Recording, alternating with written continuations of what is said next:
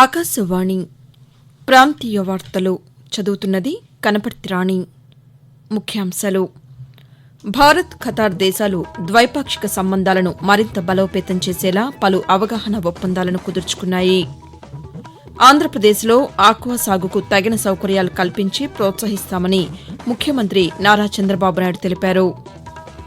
Cyber నేరాలను నియంత్రించడంలో తెలంగాణ ప్రభుత్వం ముందంజలో ఉందని ముఖ్యమంత్రి రేవంత్ రెడ్డి పేర్కొన్నారు.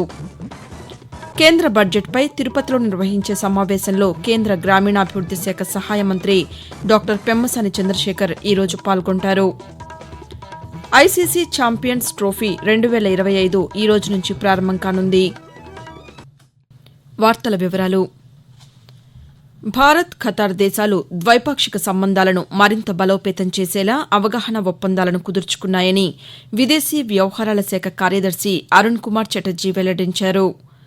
భారత్లో పర్యటిస్తున్న ఖతార్ పాలకులు Sheikh Tamim bin Hamad Al Thani నిన్న ప్రధానమంత్రి నరేంద్ర మోదీతో సమావేశమయ్యారు. ఈ సందర్భంగా ఇరు దేశాల మధ్య పలు ద్వైపాక్షిక చర్చలు జరిగాయని అరుణ్ కుమార్ చటర్జీ తెలిపారు. ఈ సమావేశంపై నిన్న ఆయన పాతికేయులతో మాట్లాడుతూ Sheikh Tamim bin Hamad Al Thani, the Amir of the State of Qatar, is on a state visit to India at the invitation of the Honorable Prime Minister of India, Shri Narendra Modi. This shows not only the strength of the relations between the two countries, but also the high personal regard that both leaders recalled the historic trade linkages, deep-rooted people-to-people ties, and robust bilateral relations between both the countries. ఆంధ్రప్రదేశ్లో aqua సాగుకు తగిన సౌకర్యాలు కల్పించి ప్రోత్సహిస్తామని ముఖ్యమంత్రి నారా చంద్రబాబు నాయుడు తెలిపారు. Global forum for sustainable transformation GFST ఆధ్వర్యంలో విజయవాడలో జరిగిన ఆక్వా కల్చర్ ఇన్నోవేషన్ టెక్ 2.0 సమావేశం ముగింపు కార్యక్రమంలో ముఖ్యమంత్రి పాల్గొన్నారు. ఈ సందర్భంగా ఆయన మాట్లాడుతూ ఆక్వా రైతులు గ్రీన్ ఎనర్జీని అందిపుచ్చుకోవాలని అన్నారు. ఆక్వా ఫారాలు పరిశ్రమల్లో సౌర విద్యుత్ ఉత్పత్తి చేసేలా చర్యలు తీసుకుంటున్నామని అన్నారు. ఇదిలా ఉండగా ముఖ్యమంత్రి నారా చంద్రబాబు నాయుడు ఈరోజు సాయంకాలం ఢిల్లీ వెళ్లనున్నారు. ఢిల్లీ కొత్త ముఖ్యమంత్రి ప్రమాణ స్వీకార కార్యక్రమంలో ఆయన పాల్గొంటారు. ముఖ్యమంత్రి పర్యటన నేపథ్యంలో రేపు జరగాల్సిన రాష్ట మంత్రివర్గ సమావేశం వాయిదా వేసినట్లు అధికారులు వెల్లడించారు. సైబర్ నేరాలను నియంత్రించడంలో తెలంగాణ ప్రభుత్వం ముందంజలో ఉందని ముఖ్యమంత్రి రేవంత్ రెడ్డి అన్నారు. సైబర్ నేరాలకు పరిష్కారాలపై హైదరాబాద్లో నిర్వహించిన షీల్డ్ 2025 సదస్సులో ముఖ్యమంత్రి నిన్న పాల్గొన్నారు. ఈ సందర్భంగా ఆయన మాట్లాడుతూ తెలంగాణలో ప్రత్యేకమైన సైబర్ భద్రతా సంస్థను ఏర్పాటు చేశామని చెప్పారు. ఈ నేరాల దర్యాప్తు కోసం కొత్తగా 7 పోలీస్ స్టేషన్లు ఏర్పాటు చేశామని రేవంత్ రెడ్డి తెలియజేస్తూ దేశంలోనే సైబర్ క్రైమ్ను నిరోధించడంలో తెలంగాణ రాష్ట్ర పోలీసు విభాగం ముందు భాగాన నిలబడ్డది. సైబర్ క్రైమ్ అనేది skies the limit for crime. ఏ దేశంలో అయినా ఎక్కడైనా ఉండి ఏ నేరమైనా చేయొచ్చు. ఆ నేరం ఎక్కడి నుంచి జరిగింది కనుక్కోవడం ఒక ఇబ్బంది అయితే, నేరం చేసిన వాళ్ళని గుర్తించడం రెండవ ఇబ్బంది అయితే, నేరం చేసిన వాళ్ళని పట్టుకొని శిక్షించడం మూడవ ఇబ్బంది. ఇన్ని రకాల ఇబ్బందుల నేపథ్యంలో నేరం జరగకుండా నిరోధించాల్సిన బాధ్యతనే మన పోలీస్ వ్యవస్థ మీద ఉన్నది. దేశం మొత్తం ఒక యూనిట్ గా ఈ సైబర్ క్రైమ్ లో పనిచేయాల్సిన అవసరం ఉన్నది. ఆంధ్రప్రదేశ్లో రెడ్ క్రాస్ సేవలు మరింత బలోపేతం చేయాలని governor justice S Abdul Nazeer పిలుపునిచ్చారు. రెడ్ క్రాస్ రాష్ట్ర శాఖకు నూతన చైర్మన్గా ఎన్నికైన వైడి రామారావు నిన్న విజయవాడలోని రాజ్భవన్లో గవర్నర్ను మర్యాదపూర్వకంగా కలిశారు. ఈ సందర్భంగా గవర్నర్ మాట్లాడుతూ రాష్ట్రంలో 20 రెడ్ క్రాస్ రక్తనిధి కేంద్రాల్లో ప్రజలకు నాణ్యమైన సేవలు అందుతున్నాయని అన్నారు. రాబోయే రోజుల్లో అన్ని రెడ్ క్రాస్ బ్లడ్ బ్యాంకులను ఆధునీకరించి మరిన్ని మెరుగైన సేవలను అందించాలని ఆయన సూచించారు. ఆకాశవాణి ప్రాంతీయ వార్తలు వింటున్నారు.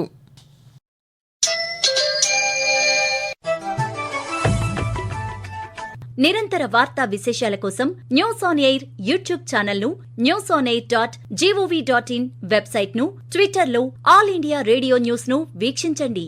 తెలుగు ప్రాంతీయ వార్తా విశేషాల కోసం ఆకాశవాణి న్యూస్ విజయవాడ మరియు Akashvani news Visakhapatnam YouTube channels ను వీక్షించండి.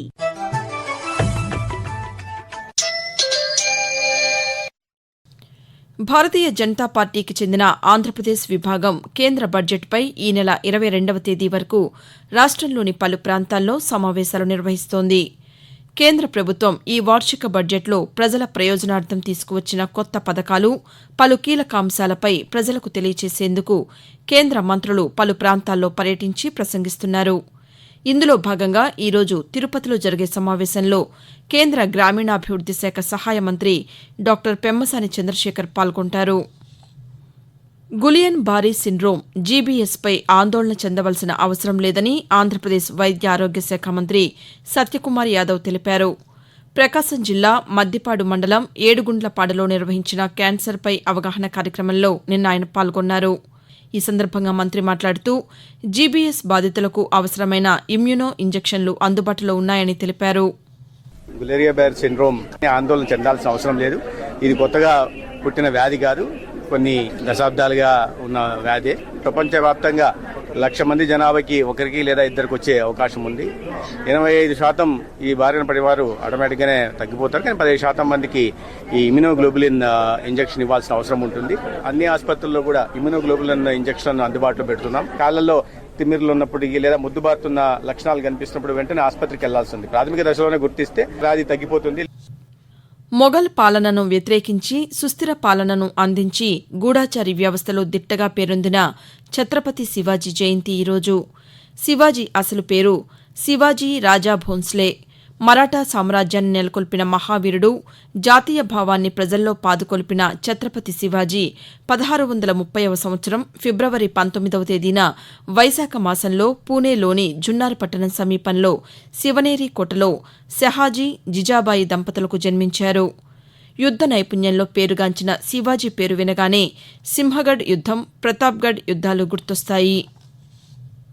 ప్రధానమంత్రి నరేంద్ర మోదీ తన మనసులోని భావాలను ఆకాశవాణి ద్వారా దేశ ప్రజలతో పంచుకునే మన్ కీ బాత్ మనసులోని మాట కార్యక్రమం 119వ సంచిక ఈ నెల 23వ తేదీ ఆదివారం ప్రసారమవుతుంది. మన్ కీ బాత్ కార్యక్రమానికి ప్రజలు తమ సూచనలు, సలహాలు అందించాలని ప్రధానమంత్రి కోరారు. ప్రజలు తమ స్వర సందేశాలను 1881117800 నెంబర్కు ఈ నెల 21వ తేదీ సాయంకాలం వరకు పంపవచ్చు. వాతావరణం. ఆంధ్రప్రదేశ్ యానాంలో దిగువ ట్రోపో ఆవరణంలో నైరుతి, ఆగ్నేయ గాలులు వీస్తున్నాయని అమరావతి వాతావరణ కేంద్రం తెలియజేసింది.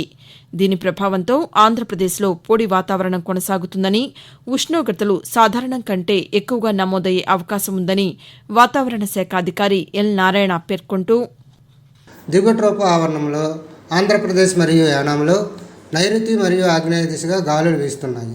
వీటి ఫలితంగా ఉత్తర కోస్తా ఆంధ్రప్రదేశ్ యానం మరియు దక్షిణ కోస్తా ఆంధ్రప్రదేశ్ మరియు రాయలసీమలో ఈరోజు పొడి వాతావరణం ఏర్పడే అవకాశం ఉంది. గరిష్ట ఉష్ణోగ్రతలు సాధారణం కంటే 2 నుంచి 4 డిగ్రీల సెంటీగ్రేడ్ ఎక్కువగా నమోదయ్యే అవకాశం ఉంది. ఐసీసీ ఛాంపియన్స్ ట్రోఫీ 2025 ఈ రోజు నుంచి ప్రారంభం కానుంది. 4 సంవత్సరాలకు ఒకసారి జరిగే ఈ క్రికెట్ టోర్నమెంట్ ఈసారి పాకిస్తాన్, యూఏఈ వేదికలుగా జరుగుతోంది. ఈ రోజు మధ్యాహ్నం 2:30 పాకిస్తాన్లోని కరాచీ నేషనల్ స్టేడియంలో పాకిస్తాన్, న్యూజిలాండ్ జట్ల మధ్య ఈ ఛాంపియన్స్ ట్రోఫీ తొలి మ్యాచ్ జరగనుంది. తదుపరి మ్యాచ్లో భాగంగా భారత్ తన తొలి మ్యాచ్ను రేపు దుబాయ్లో బంగ్లాదేశ్తో ఆడనుంది. ప్రాంతీయ వార్తలు ముగించే ముందు ముఖ్యాంశాలు మరోసారి. భారత్, ఖతార్ దేశాలు ద్వైపాక్షిక సంబంధాలను మరింత బలోపేతం చేసేలా పలు అవగాహన ఒప్పందాలను కుదుర్చుకున్నాయి. ఆంధ్రప్రదేశ్లో ఆక్వా సాగుకు తగిన సౌకర్యాలు కల్పించి ప్రోత్సహిస్తామని ముఖ్యమంత్రి నారా చంద్రబాబు నాయుడు తెలిపారు. సైబర్ నేరాలను నియంత్రించడంలో తెలంగాణ ప్రభుత్వం ముందంజలో ఉందని ముఖ్యమంత్రి ఏ రేవంత్ రెడ్డి పేర్కొన్నారు. కేంద్ర బడ్జెట్పై తిరుపతిలో నిర్వహించే సమావేశంలో కేంద్ర గ్రామీణాభివృద్ది శాఖ సహాయ మంత్రి డాక్టర్ పెమ్మసాని చంద్రశేఖర్ ఈరోజు పాల్గొంటారు. ఐసీసీ ఛాంపియన్స్ ట్రోఫీ 2025 ఈ రోజు నుంచి ప్రారంభం కానుంది. ఆకాశవాణి ప్రాంతీయ వార్తలు ఇంతటితో సమాప్తం. తిరిగి 1:20 ప్రాంతీయ వార్తలు వింటారు.